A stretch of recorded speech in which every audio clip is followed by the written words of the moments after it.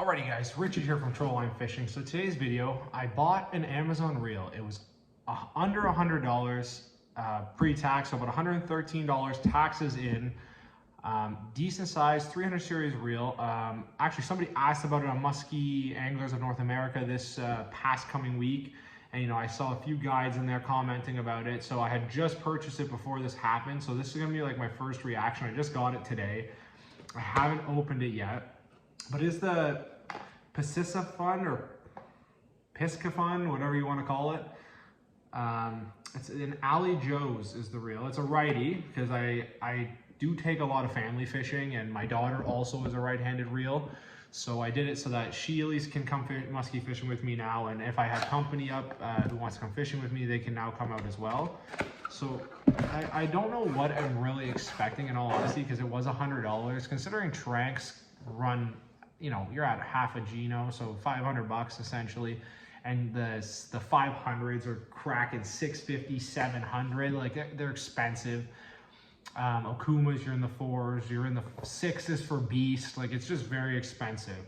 So I understand. I guess the way I look at it is that if this reel lasts me 2 seasons, and it can throw blades, double tens, all that stuff, and it lasts me 2 years with just regular oiling, nothing like servicing, I would say it's actually worth to buy one of these every 2 years versus having to buy a Tranks. But this is my initial reaction on it. I haven't tested it yet, and I'll do a test video at the end of the season once it gets a bunch of use on it. I might even use it. I reel lefty, but I'm an ambidextrous, so I can do right-handed, so I am going to try it a bit just so I can give an honest review on it. But first kind of look at it, it's actually quite nice. Like, it doesn't look like any different than a Tranks. Like, there's metal parts, the metal bearings, something that Tranks doesn't have, if I'm not mistaken. Let me see when you cast it. It's hard to do because there's no... So it's exactly the same mechanisms as a Tranks, where like when you cast, the eyelid doesn't move. And Okuma, it actually moves when you cast, where this, like Tranks and stuff, they don't, unless they've changed it. Other than that, it's pretty smooth. It's got the, I don't know what, I just call this the adjuster. The tighten ups that, when you're casting, there's no lash or backlash on it. It has a magnetic brake to it, so it can help, people who aren't as good at controlling the backlash. This will help kind of slow down that bait for them. All in all, this is a 591. It is 26.8 inch of retrieval line, which isn't bad considering the fact it was $100. 33 pound of drag. That is impressive for a $100 reel. And you know what? It can fit 205 yards of 40 pound braid. No one's gonna put 40 pound braid on this, let's be honest. You could use it for a pike reel. It's a little bit bigger. It's the same size as a Tranks, I have to honestly say. I have big hands, so I'm kind of, it's kind of hard to adjust it, to kind of look, but it fits in the palm of my hand quite nicely. So when I'm reeling, I can get it pretty nice. It's so weird. I was casting with a lefty today, I reel with a righty. It all feels the same until I hook a fish. My PB was caught on a right-handed reel. Will and Jen were nice enough to take us out, and I had to reel it in the wrong hand. So all in all, when you actually look at the reel, it's quite nice. Like, I don't really have anything. I like the feel of even the knobs on this. They did have a power handle option as well. They did have an 811, I believe. So this is a 591. A little bit slower. I didn't have any of the 811s in stock, but I'm gonna give this guy an honest try. Just at first looks, I'm kind of impressed. If this thing works as well as it looks, and like I said, if I get 2 seasons out of this for $100, it's $50 a season on a reel. That's 10 years, so ideally, I don't think you get 10 years out of a Tranks. I don't think you get 10 years out of an Okuma.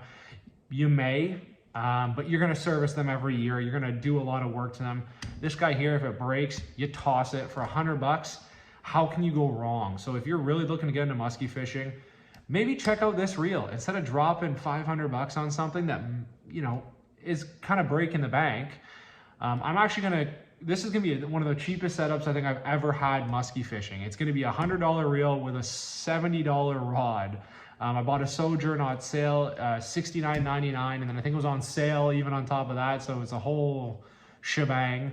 So for $170 or $180 taxes in, I got a muskie setup, plus the line, you're at $200, but it's cheaper than spending $500 just on a reel and then another $250, $300 on a rod.